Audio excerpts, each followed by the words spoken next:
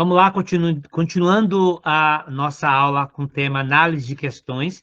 Vamos trabalhar agora questões discursivas.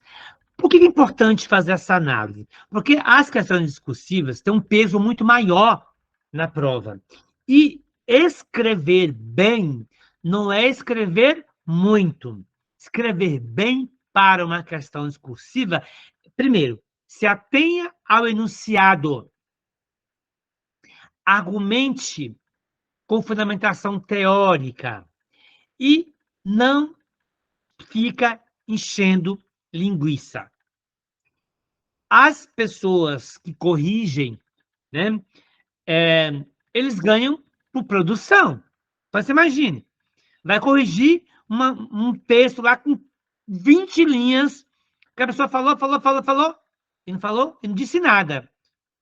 E o outro escreve lá 8 linhas e deu conta do recado. O começo, o meio e o fim. Então, agora eu vou compartilhar com vocês algumas dicas que eu, a partir dessas experiências, essas vivências, né, eu consegui compilar para que possa ajudar vocês, tá bom? Espero que ajude. Aqui depois a gente vai começar depois, ó, elaboração de questões discursivas. Então, a primeira dica importante é ter clareza e objetividade. As pessoas não vão querer ficar lendo um monte de asneira, nem continuar a leitura. Então, a primeira frase precisa provocar no leitor a vontade de querer saber mais. E o primeiro leitor de vocês é o revisor, né? É a pessoa que vai corrigir para a banca. Então, eles vão corrigir naquela rapidez, porque eles ganham por produção. Então, você precisa cativar o seu avaliador de início com frases de efeito, de impacto, que mostra que você sabe do que se trata. Então, aqui, segue, então, 10 dicas essenciais para que vocês possam ter uma boa questão discursiva no dia da prova. Lembrando, gente, ó, questão discursiva não é redação com 20 linhas, 15 linhas. Não. Vocês vão responder uma pergunta, não é um tema, como redação.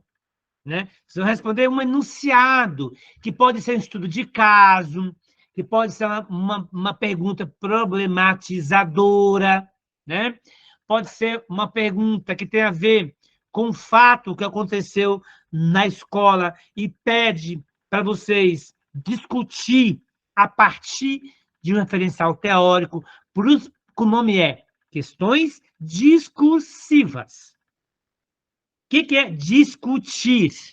Discutir é você argumentar a partir de uma teoria. Os avaliadores do concurso não estão nem aí para o que você acha ou deixa de achar. Não está nem aí pouquinho preocupado com sua opinião. Não é uma questão opinativa. Não é um artigo de opinião. É uma questão de discussão.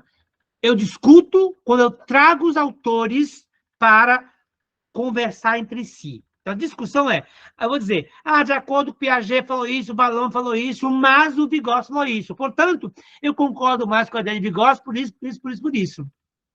Eu coloco os autores para discutir e depois eu faço uma conclusão. Então, vamos lá.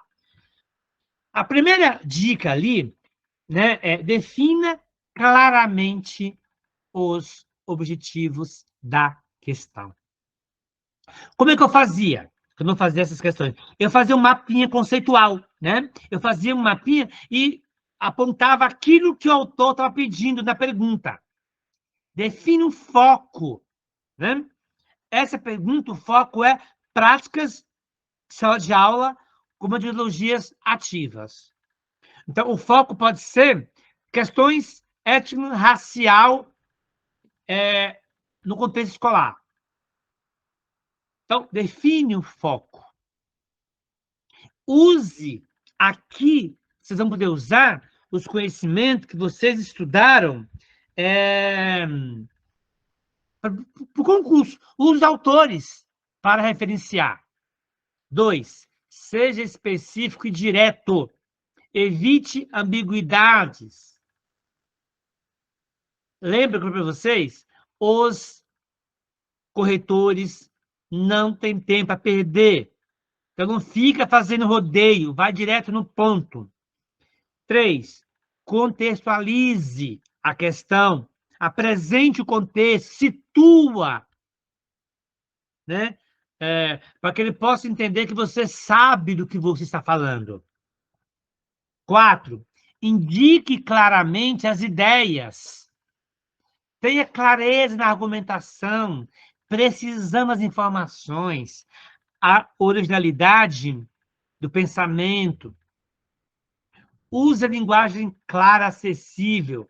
Evite jargões necessários e linguagem excessivamente complexa. 6. Estabeleça um limite de palavras. Quando eu comecei a escrever para o jornal, o maior desafio que eu tive foi que no jornal a gente escreve por número de caracteres, né? Então, a editora pede para mim fazer um artigo com 500 caracteres. Nossa, eu fazia com 1000. E até ir tirando para chegar nos 500, porque não passa se não for. Então, delimite. Vou fazer com 12 linhas, um exemplo, 12 linhas. Mais fácil para vocês entenderem aqui, 12 linhas. Então, essas 12 linhas tem que ser um texto com começo, com meio e com fim, com coesão, com coerência. Então, estabeleça esse limite. Ter respostas concisas. Inclua elementos que estimulam o pensamento crítico. Mostre para o avaliador que você sabe do que está falando, que você tem o poder de sintetizar a informação, você sabe argumentar. Evite questões que permitam respostas baseadas em opiniões pessoais.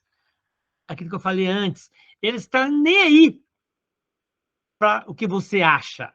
O foco é na sua capacidade de argumentar baseado em fatos, teorias e princípios. Então, traga para a discussão autor de referência. Dê preferência os autores da bibliografia do concurso. 9ª dica. Revise a questão buscando ambiguidade e erro. Dê uma olhadinha ali. Será que você não acabou desdizendo o que você disse antes? Né? Às vezes você fala uma afirmação, lá no final você acaba colocando a palavra que acabou com o seu texto. Então, dê uma olhada, né? Formule. E aí, se você trabalha numa escola ali, faça um simulado. Daqui a pouco eu vou passar para vocês um exemplo, né? Faça uma questão, peça para o colega responder, para o colega corrigir, faz troca, um corrige do outro, porque a visão do outro que é importante, porque quem vai corrigir seu texto é o outro. Então, às vezes, o texto está tão claro para mim, quando o outro vai ler, ele não entendeu nada. E o texto tem que estar claro para quem? Para mim ou para o outro? É claro que é para o outro, que é o outro que vai corrigir. A informação é para o outro. Então, cuidado, né? Também de um assunto que você acha que você sabe demais, você escreve muito. Então, quem escreve muito, erra muito também. 10ª dica, né? Faça um teste piloto, ou seja, crie uma questão, um simulado, crie uma questão hipotética, escreva, né? Reescreva. Seguindo essas dicas aí, né, é o caminho mais correto para vocês serem desafiados, para que vocês possam fazer uma questão clara, né? Uma questão abrangente, equitativa. Então, vamos, por exemplo, vamos lá. Então, aqui tem o exemplo 1. esse é o enunciado. Esse enunciado que eu criei para vocês entenderem aqui, ó. Questão 1. Levando em consideração a perspectiva de Paulo Freire sobre a importância do diálogo e da problematização do processo educativo. Então, até aqui foi um contexto. Qual que é o contexto aqui? A importância do diálogo e da problematização na perspectiva de quem? De Paulo Freire. Então, antes da vírgula, eu estou dando um panorama. Agora vem o que você precisa fazer. Vem a questão em si, que é, a partir da perspectiva de Paulo Freire, discuta a necessidade de os professores valorizarem os conhecimentos prévios dos alunos em sua prática pedagógica. Então, esta é a cerne da questão. Então, vocês vão construir um texto discursivo a partir da ideia de Paulo Freire, onde vocês vão argumentar que os professores precisam valorizar os conhecimentos prévios dos seus alunos nas suas práticas pedagógicas do cotidiano. Esta é a questão. E aí tem a complementariedade.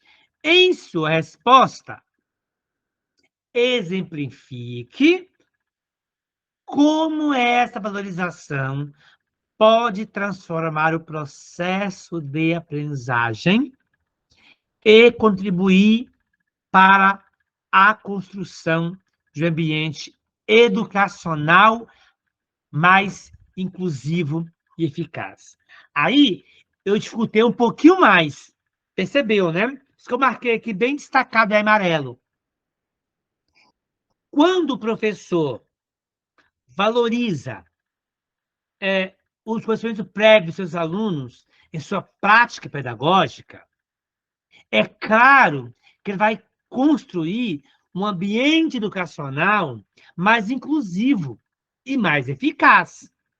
Então, a escrita do seu texto lá, vocês não vai ficar pegando as palavras aqui e reescrever lá. É com outras palavras. Então, aqui, ó, depois eu fiz mais ou menos, para vocês entenderem, uma resposta esperada. Não é a resposta correta, porque aí é o avaliador que vai fazer, né, a sua análise. Mas partindo do enunciado, partindo das dicas que eu passei para vocês, percebe que eu negritei aqui?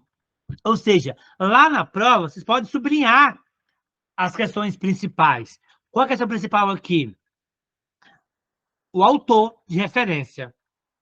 Depois, você vai fazer o quê? Vai discutir sobre conhecimento prévio. Então, o foco aqui é conhecimento prévio. Onde que eu vou colocar esse conhecimento prévio? Nas práticas pedagógicas. E como eu faço isso? Né? No meu dia a dia. Então, quando o professor leva em conta os conhecimentos prévios dos alunos, ele cria um ambiente educacional mais inclusivo e mais favorável. Então, aqui, ó, observe a resposta que eu mais ou menos criei aqui para exemplificar para vocês. Espero que vocês inspire vocês ao responder o simulado daqui a pouco com essa questão. Vamos lá. Então, Paulo Freire, em sua obra Pedagogia do Oprimido, eu busquei a obra dele, ó. Paulo Freire, em sua obra Pedagogia do Oprimido, enfatiza a educação como prática de liberdade. Então, eu estou dizendo para o meu avaliador, né, que eu conheço a obra de Paulo Freire. Então, eu estou dizendo que ela trabalha com a questão dessa prática, onde o diálogo desempenha um papel central na relação entre educador e educando. Então, para que eu possa ter uma prática de conhecimento prévio, inclusivo, o que eu tenho que fazer, então? Eu tenho que dialogar com o meu aluno, eu tenho que escutar o meu aluno, eu tenho que saber o que ele sabe, o que ele não sabe. Aí, eu faço uma afirmação. Então, estou mostrando para o meu avaliador que eu tenho conhecimento sobre o assunto. Então, para Paulo Freire, reconhecer e valorizar os conhecimentos prévios dos alunos não é apenas uma questão de respeito à individualidade, que é a trajetória de cada um, mas um ponto de partida essencial para que o desenvolvimento de uma educação que seja verdadeiramente significativa e emancipatória.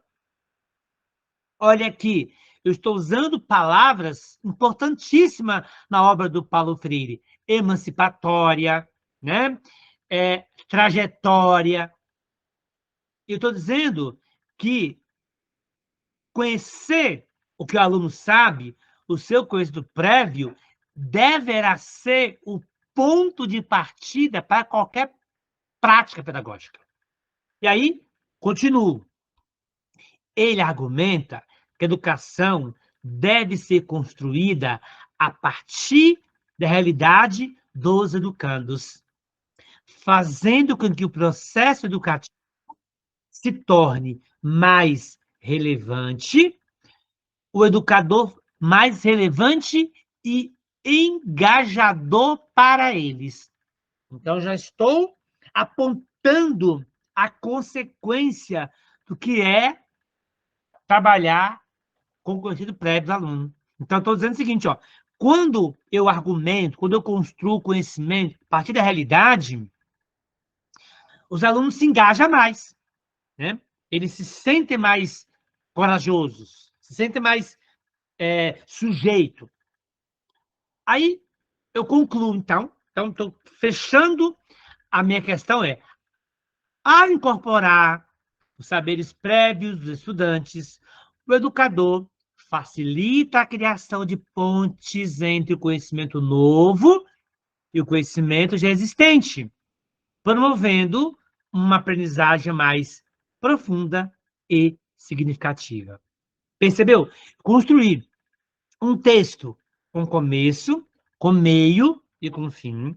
Então, tem introdução, estou falando da obra do Paulo Freire, eu tenho desenvolvimento, que eu estou falando o que é o conhecimento prévio, como que ele funciona, qual a importância dele, e eu concluo dizendo que, quando o professor usa o conhecimento prévio, ele facilita a criação de pontes. Pontes aqui é diálogo, né? Entre o quê? O que o professor precisa ensinar e que o aluno já sabe. Então, quando o professor faz essa ponte, usando o que o aluno já sabe para ensinar, vai promover, de fato, uma aprendizagem profunda e significativa. Então, deu para ilustrar um pouquinho o que é, como responder uma questão discursiva? Então, discutir é a partir do argumento do autor. Não é discutir minha opinião. Vocês perceberam que, em momento algum, eu dei minha opinião ali. Mas eu fui contra-argumentando, eu fui ilustrando a partir da ideia. Vamos discutir mais uma questão? Vamos lá? Então, eu vou passar para vocês mais uma questão para a gente analisar juntos. Considerando, eu peguei uma questão que está na biografia do concurso, né?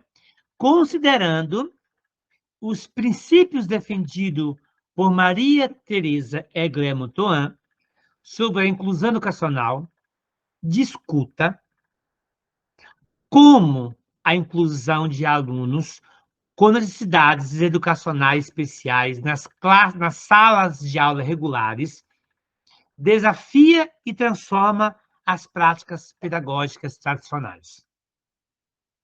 Então, aqui, eu estou pedindo, né, digamos, como avaliador, que você discuta a partir da obra de Montoan, né, como que deveria ser, né, essa inclusão.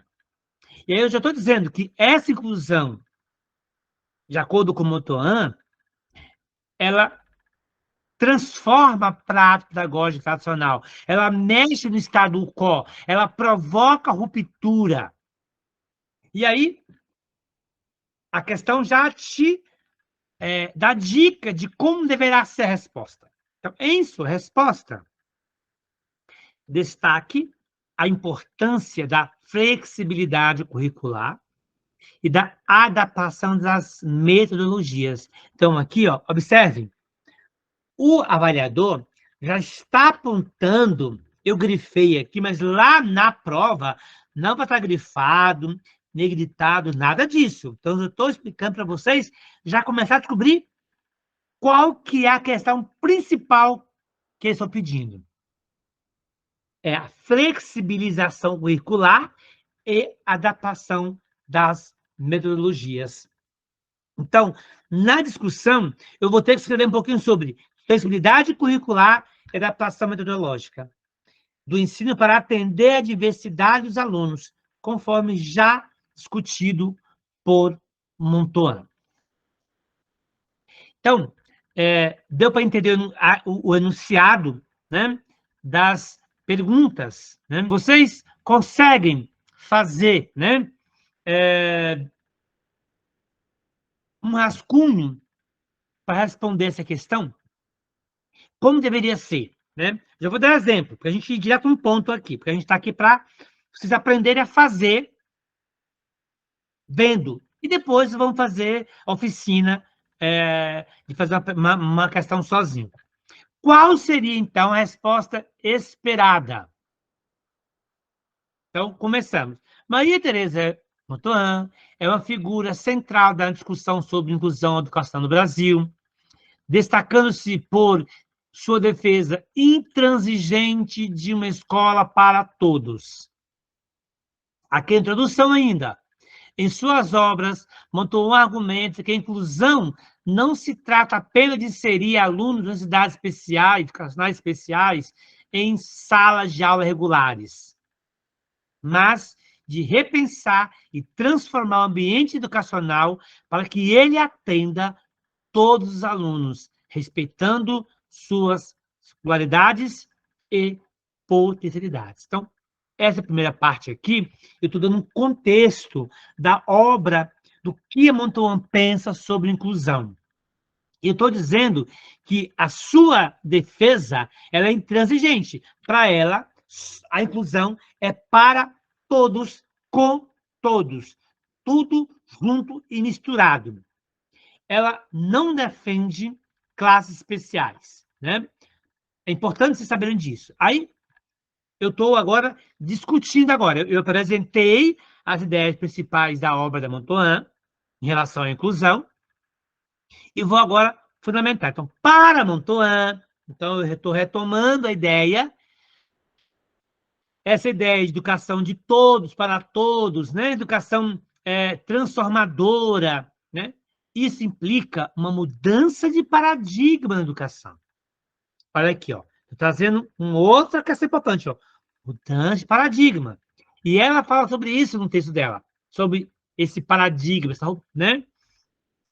Onde o foco se desloca da padronização para a personalização do ensino. Para que eu já trago dois conceitos importantes na obra dela, que é, ela tira a ideia de inclusão, de padronizar todo mundo fazendo a mesma coisa no mesmo tempo, com as mesmas estratégias, para uma personalização do ensino, do ensino personalizado para o aluno de acordo com suas necessidades. Continuando, ela defende a flexibilização curricular e a adaptação das metodologias de ensino como estratégias essenciais para promover uma verdadeira inclusão. Então, já estou dizendo aqui o quê?